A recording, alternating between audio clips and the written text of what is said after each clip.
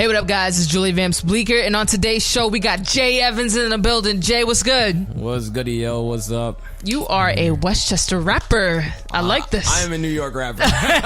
He said, don't define me as Westchester. I'm New York. They listen already and be like, yo, you from Mount Vernon, you trash. Like, what does that mean? What does that mean? You're from Mount Vernon means you're trash. What does that mean? I don't even know, to be honest, because, I mean... Well, there's a lot of trash rappers from Mount Vernon. We won't lie. I'm a PC bag, so I'm not gonna dash anybody. But I feel like over here we just have a different type of scene, and like I don't know, a lot of people's on there. They make music to get to the bag. Like they don't make music to I agree. Make music. So like I feel like that's the reason why we get like overlooked so badly. I mean, I just rap, man. You just do your thug thizzle. I do my thing. I used to argue with people back and forth, like I'm better than you. No, you're not. So I'm like, you know what? I just make music now. Oh, we're gonna get to that, by the way. We'll let everybody else judge after that. Exactly. So first off, when I heard you, I was like, oh my god, he sounds like N.O.R.E meets Little Skies, but not Little Skies in a bad way, because at first Little Skies had to grow on me, by the way, but I realized, I'm like, damn, he's actually really good, and I hear the hunger and the passion. And then when I saw him live, I was like, holy this guy really means business. Like, yeah, I kind of did the same thing. When I seen him, I was like, all right, it's another face tatted person. Right. And then I actually watched like his old come up videos like before. I was like, yeah, but I did laugh at the comparison. I was at work. I was like, Little Skies and N.O.R.E. Like, it's to a lot of old school rappers. I was like, no, you ain't got all of them. Like, I could have got I wanted Nas. Not because I think it's more or less the sound, like how your delivery out of anything. So when I do like comparisons, it's more or less like sonic sounds, like the delivery and everything. And it's not bad because N.O.R.E.'s huge. I feel like he's legendary. He's legendary, and he's like nah. Well, out of his like class though, like that's I think it's okay. Yeah, and like that's like the renaissance of rap. So, right. N.O.R.E. is wavy, but he's under the big L's, the puns, the Najas, and all them. So that's why niggas like him get overlooked so badly. Like, I feel like he's a sleeper hit though. You think? I'm too like I had too much like top 5 niggas. Too much sauce. All right. Throw in his like. I feel you. I'm heavy on L and big pun and shit. So I can't think of N.O.R.E. Nah, I feel you. So then I guess who's a rapper that made you feel the rapping bug and why? I'm gonna keep it a band. My brother, actually, Stoner Simpson, is the reason why I started rapping. I always listened to hip hop, but I never really listened to nobody that was like, yo, I really want to start rapping. Like, I was in 4th grade. What was it? 4th? Yeah, I was in the 4th or 3rd grade that he was writing a rap to the beat, Starting Like My Daddy by Wayne and Birdman. Oh my god, Starting Like My Daddy. He pulled me in my old, we had like a little porch room, you know, right. He was in there writing, so he was like, yo bro, come over and write some raps. Out of nowhere, mind you, I'm playing video games. Like, I know, why you want me to write a rap? Like, it was the hardest shit I ever did in my life. Like, I was looking at my composition notebook, like, what you want me to do, bro? Just write something. What do you mean write? I don't know what to do. I don't know how to rhyme words. So I started looking like all the movies around me, and I was like, I always tell everybody at the bar, it was one bar, like, I had that movie Deep Cover with Lawrence Fishburne. So I looked at it. I said, I'm in deep cover, like I'm a strong lover, and I hover. Some whack Yo, I can't believe you remember that. Trash. Like, it's so cringy when I think about it. But that's who made me start rapping. But as far as like influences, I got like, I'm like low key, like I'm young, but I have like an old soul. So when everyone is out there listening to whoever's hot right now, I still listen to It Was Written Daily. Listen to Miseducation. I listen to Big L. I listen to the Big L tapes too, like the little 10 classic shit. I listen to Capital Punch. So that's why I feel like that's where my style comes from too. Like, I like Double Up a lot. I literally sat down and used to listen to the Big L and Jay-Z freestyle like back to back to back. Wow. Like, when I listen to L, when he goes, so the subject, the predicate, L kicks, fetish shit, couldn't get past any of y'all. Oh, I used to listen to it every day. Like, that's why I wanted to teach myself. I'm like, yeah, I want to be able to rap like that. I want to be able to flow like that. And I want to be able to dibble and dabble and all. It's like the most impressive shit to me in rap. Like, damn. I'm impressed by this conversation right now because I feel like I'm getting a different side of you aside from your music. I feel like I'm getting more details but these are why these things are important. I feel like because when I seen that, I was like, the songs that you preferred, I was like, if you keep listening to my music, then I'm like, those, because, all right, I'm kind of just gonna skip into like the project thing. The way I went about my project was, I've always rapped since I think I started rapping when I was like 14. Right. So that's when I really started writing on my own without like my brother. Because I remember one day I just got like, my dad got me pissed. He got me mad. I ran on some slammed my door. And I literally, it was like some movie shot. I ran in my room, slammed the door, and I looked to the right, and it was a notebook. Oh my I God. picked it up, started rapping. Like, that was it. Ever since then. And then every time I would rap around people, I never got like a bad reception from it. So, but I always put it down because I'm like, low key being a rapper's corny. Like, I want to be a regular guy. Like, I want to go to college and just get a degree and call it a day. Like, but then that's so 1992. Starting last year, one of the members of my team of CMA, Higgs, he walked in his crib one day. He's just making beats. I'm like, bro, when did you start making beats? Like, oh, nothing. I was just doing this, you know, a little nothing. I'm like, well, you wanna make music? I'm like, yeah. So the same day we went and bought equipment, and ever since then we've been making music on a serious note, and I've been rapping seriously. Like, I've never taken it seriously prior. Even when I used to battle people, and I used to really, not to big myself, I really used to cook niggas like badly, but I never took it seriously. Now I'm on people's heels. Like, now I'm taking it seriously, and now I'm rapping circles around people. Oh, so speaking of rapping circles around people, like when you open up, because I feel like it wasn't the opening track. If I'm not mistaken, Memorize wasn't the opening track to the Jayy Evans outro. Right. You kind of just straight from the jump go in. You're slicing necks off. Yeah, that was like, what was weird about that, that was produced by my man's Ali. That man is the GOAT. He's gonna be the main producer on my album that's to be announced. He gonna be the main, but he sent me that beat, and I was like, and when we were going back and forth after we mixed it and how we're gonna like put out the project, I'm like, the biggest thing was, are we gonna make Memoirs the intro or the outro? Because there was no in between for it. Like, I added the track list. I'm like, either you gotta start it off with this type of banger, or you gotta end it on this type of note. And I put it as the last song because I'm like, I be leaking my own music to a lot of my friends, so they be getting it early, so they're like, that's the one. So I'm like, automatically knew. I was like, if that's the one, I don't want people to listen to the first song and they don't want to listen to the rest. Especially that since it's 6 songs, it's a little like even. Like, the first 3 songs are bright beats from like other people, and the last 3 is Ali's beats. Now, I dibble and dabble a little bit. Like, right now I'm trying to be more consistent with my music, so I want to drop a lot of singles. Okay, singles are gonna be like those little up tempo beats, like whatever. But with him, that's the sound. Like, if on the album that I plan on making, it's gonna sound like the last 3 songs. So that's why I was like, when people kind of like the Chelsea vibes, they'll be like, I hope y'all stick around because y'all might not get that for like a while. Right. Especially with the last song I did to N.O.R.E, I'm like, yeah, those are the, because me personally, I'm a really like dark person. Like, I don't know, when I rap, it's just like everyone talks about all the glitz and the glamours and everything they do. I'm like, there's real life shit going on outside. Right. I can't just be rapping about this when I be turning on the TV and I'm seeing what happens to, you know, African Americans every damn day. Right. And it's just between Trump and all the other bullshit.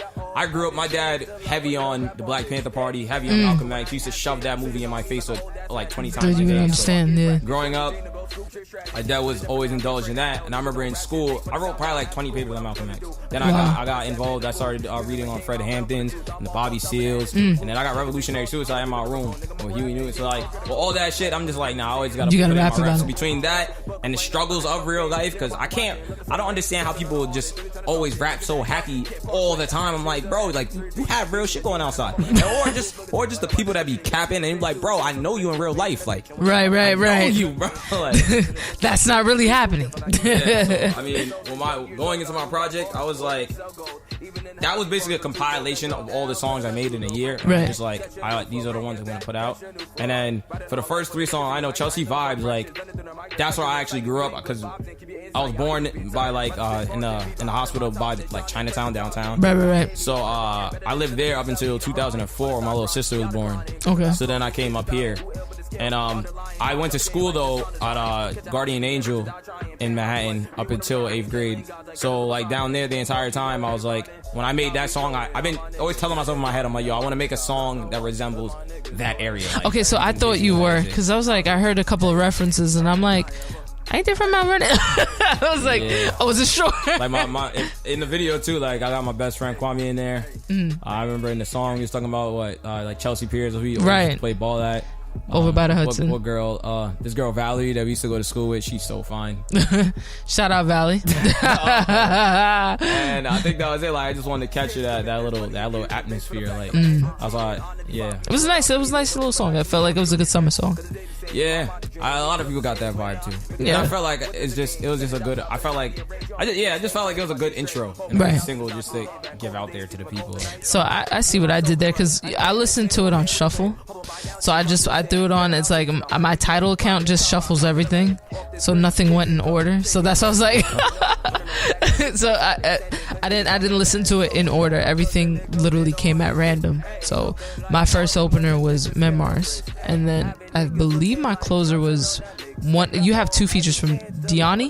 Shout out Diana, man. She's a phenomenal. And right. So I can't remember which one with her, but I know she was on 2 different tracks. And Unconditional Love. Unconditional Love is the darkish one, and the Fly Away is the up tempo of bright. It is unconditional. Well, Fly Away. Excuse me. You're right about that. Because now I'm like going back to my mind. So you gotta listen in order though. I know it wasn't in order. That's what I'm saying. Like after that third song, which is in the track list is Chelsea Vibes, Fly Away, Live Fast, False God, Unconditional, and Memory. Yeah, False Gods was kind of dark too. Yeah, that's actually the main one I want to talk about. Go right ahead. Go in for it. Because I wanted to ask you about that as well. All right, I know I didn't put it on there, but I was like, what's going on there? Going into like I said earlier, like I like putting like my life into my bars and just my lyrics in general. Right.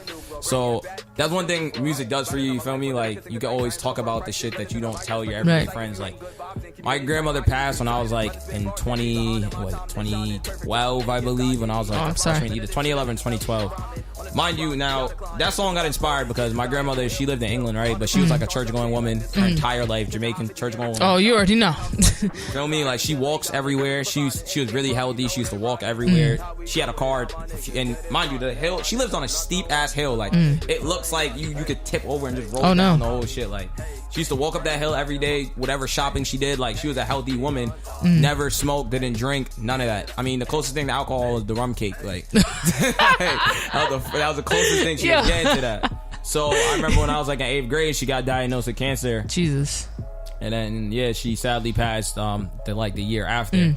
So making that record, like I never spoke about it to like my friends or any of that. And on top of that too, my dad has like had substance issues with like alcohol and shit. So it's like once again another thing that I've never really told friends. So I'm like, when I wrote that, it was just in a sense of like, don't get it twisted. I put it on Instagram one day too because I was like, when people heard it, it's a bunch of, are you atheist? I'm not atheist. I'm a Christian. I believe in God and all. But sometimes I feel like everyone has that something happens in life that makes you just question like, if the man is upstairs, like why does all these things happen? And that's how that record basically was formed all together.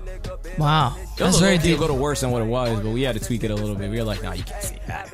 Yeah, I was like, that's a little dark. What's going on here? That was probably my personal favorite song on there because it's just the most personal song there.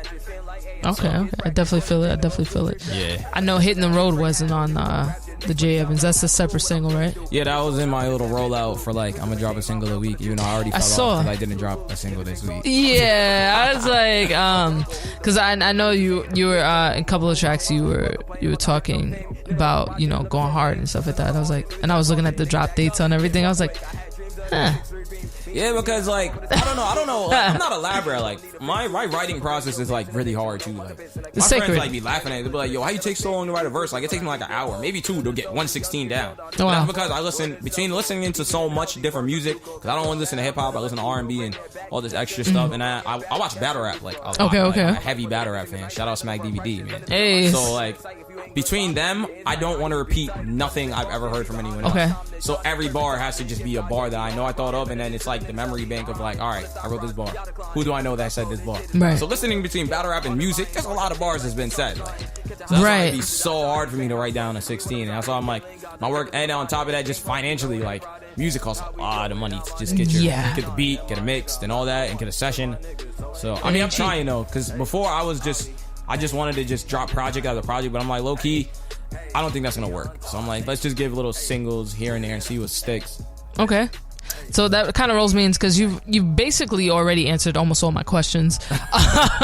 So that rolls me into this lastly part of everything is I personally want to see you do more subgenres of rap. I want to see what you can do, because I'm seeing you with the consistent. It is an East Coast sort of rap. I want to see the versatility in you, because I see the image that you have. I want to see what else you can do. Are you dibbling and dabbling? Because you just said, you listen to different types of music. So what would be a subgenre or a different genre that you would like to explore? I mean, truth be told, I do dabble a lot in R&B, but Okay. it's like I personally can't sing. So, and I'm no trying to auto-tune? I've done it about. Listen, I can sing with auto-tune. Like, I know you can sing with some auto-tune too. yeah, it depends. Like, I know upcoming, like like I said, like everything coming. Listen to my EP. That's why I really wanted to drop it, because like my EP, I used to go to open mics and I used to give I used to get like a nice little that was dope, and they used to be like, where can I find your music? I never had nothing to recommend them to. So Right. My thought process going into the EP was, I'm gonna drop this, and whenever people ask me something, they always have something to refer to. So back to what you said in the subgenre, like I'm collabing with a few artists, a lot of them being R&B people, Right. Like, because I don't like reaching out for rap features. Like, I'm not gonna lie, like between the rappers, It's kinda I already weird, know, right? like my friends, and I'm like, I could rap my ass off, so I'm like, I don't need someone else to rap. Right. Like, a lot of the time too, artists be like, they want you on a feature for clout purposes. Like, I never ever ask for a feature due to how popping you are. Like, if I ask you for a Right. feature, I think you're like really nice, and you got to be really really nice, not even just good. Like, if I ask You you gotta to be on top my five. project like, you got to be like, that ain't be wild. Like, Right. but I'm definitely collabing with a few R&B male and female artists. Okay. Yeah. Then hopefully the next records that y'all start hearing, because those are gonna be the singles. Like, I'm not gonna save those for no projects. Like, Okay, once I yeah. get them done, I'm dropping them. I feel that. So then, speaking of open mics that you were going to, when can we catch you performing? I don't know. Those just like come and go randomly, because like We got to see you performing. I have performed a couple. Like, I performed like, what was the last event? Probably like 2 weeks ago, 3 weeks ago, Okay. August 10th or something. And then I performed it like I don't even remember. Like, I don't even remember the dates, but I do perform when I get the chance to. Majority of the time though, I'm just trying to record music, because I feel Right. like music is just the hardest. That's the hardest part. Like, shows and all that could come after. It's like, Right. it's about writing the record, and getting all that other Getting it nonsense done. out the way. Yeah, like. Definitely.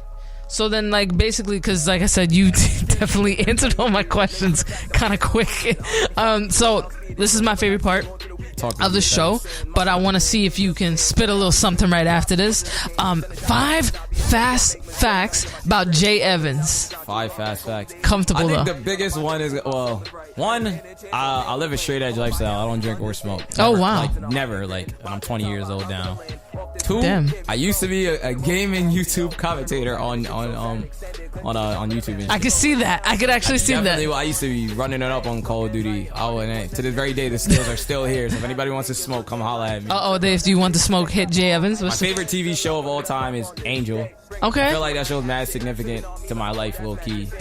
People be thinking I'm weird. Like, my favorite dark food soul. is lasagna, Okay. and I can't think of fit.